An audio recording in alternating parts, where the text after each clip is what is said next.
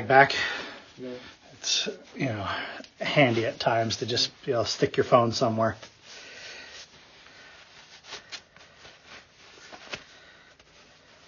Did you check the electrical supply line outside on the deck? The outlet? Or you're talking from the street? Yep. You checked the coming into the house? Right. So looking at the cable, it was an upgraded service as far as like new cable coming in. One of my recommendations is going to be add a few more fasteners to it. There's really only one clip holding that line on, and during a heavy windstorm, that can get ripped off the house. What about, did you see where it was sealed to the actual meter? That's all covered in snow right now. So on the meter, you have a mechanical connection, and there's a spot where you always need to maintain it anyway. There's a type of putty you put on there. Yeah, I was going to say the putty looks like... Yeah.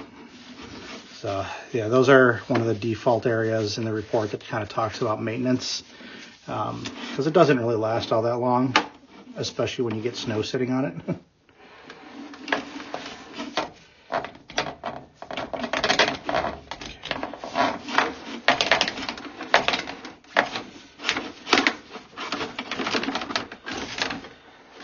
Do me a favor, and the cold, so the right-hand faucet, if you can just go ahead and turn that on, just about halfway.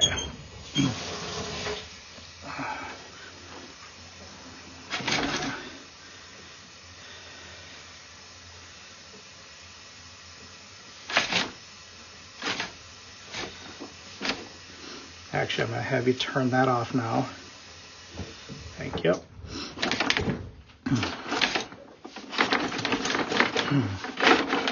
Got a little bit of goober on the lens.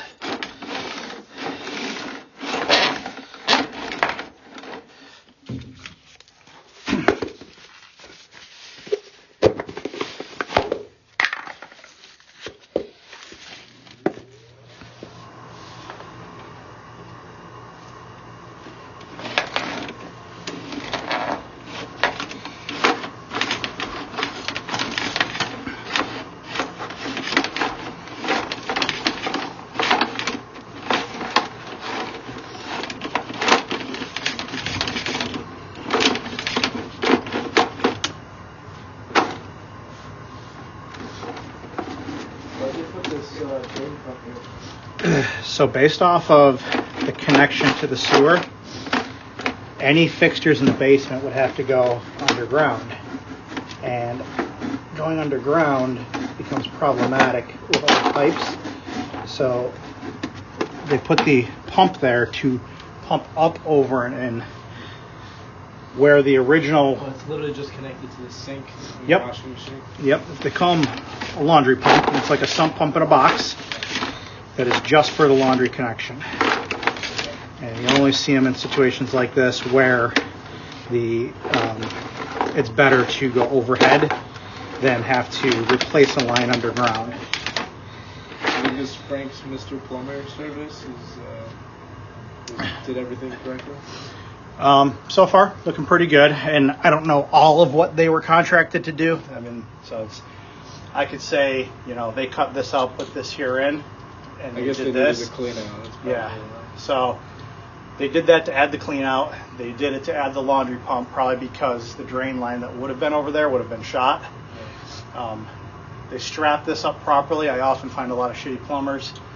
This is cast iron pipe. It's very heavy. Yeah. It goes all the way up through the roof. There's a lot of plumbers that would replace this and basically say, the PVC will hold it. PVC is plastic. It's not designed to hold hundreds of pounds of steel. Okay. So by doing this, that's the right way. Okay, good. If you could, throw the cold on for me again. There's a lot of, like a greasy sludge in the line, and it keeps fogging up my lens. And it's going to take a minute because the pump has to be able to kick on. Yeah.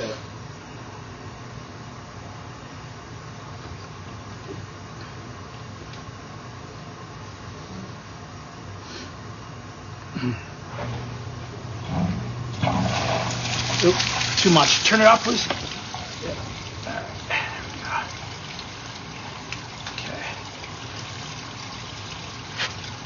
That always going to be one of my concerns, is getting a little too much pressure.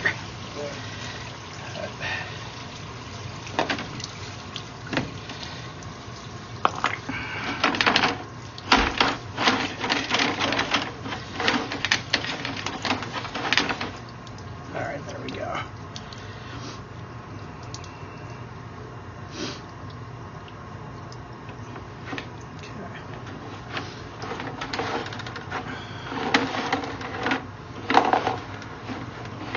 Underground inside the home, cast iron piping is kind of the normal. It's, what would have been put in the house originally, and at its age, it's a pretty old pipe. Getting some root infiltration, you can kind of see off the sides here. We're about 20 feet in, so this is going to be like under the crawl space area.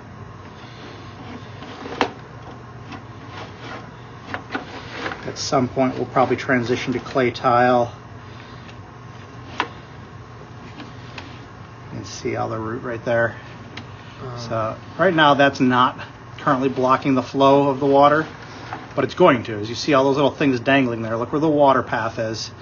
So in a drain line, we use a term called the spring line. The bottom third of the pipe is the path of the water. So all these little things are things that will cause debris accumulation and start to slow things down. Which is why you're following there, pretty much.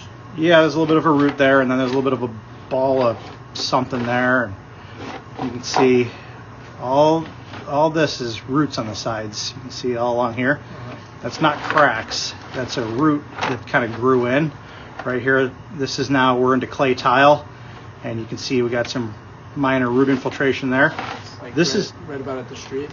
I'm only 25 feet in, so no, we're coming around. We're right around the front of the house. Yeah. All of this is very normal for clay tile. Like I said, we have a decent opening right here. There's not too much accumulation, but there is some. And these are things that you just a blockage or minor obstruction of. Not a root. So it's not poop, but it's possibly Not a root, it's not roots. No, toilet paper accumulation, wipes, things that start to accumulate due to all these minor obstructions. And when I talk about cleaning, I'm going to recommend you use hydrojetting. There's normally when people have sewer issues, they have somebody come snake out the drain. Well, snaking out the drain, all of a sudden they'll get whatever obstruction out of the way, the water level goes down, and the plumber's like, okay, you're good. But unless the person doing the work uses a camera, they don't know that they truly cleaned the sewer. Yeah. Where hydrojetting, it's a pressure washer. It's like a colonoscopy of your piping system. And they're going to really clean it, but also they have cameras on their stuff, and they're going to make sure that they got it all.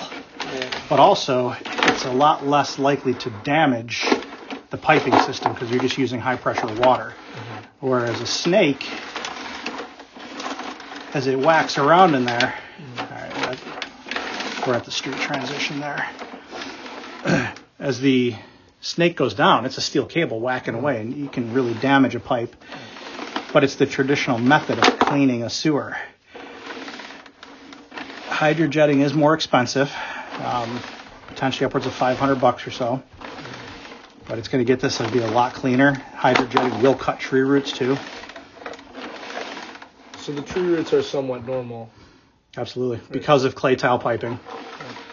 If you had PVC piping all the way out, you wouldn't have to deal with tree roots. So it's not really going to need replacement for...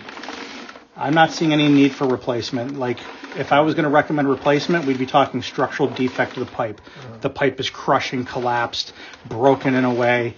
And then you can look at replacement like a dig up. How long does it all last? We're basically at its average life expectancy. So it's one of those things that Mother Nature is going to have a lot of say, because if the ground stays stable, if you don't have a lot of heaving and sinking issues, if you keep your sewer pipe clean, then you're really not going to have an issue with the pipe crushing or breaking.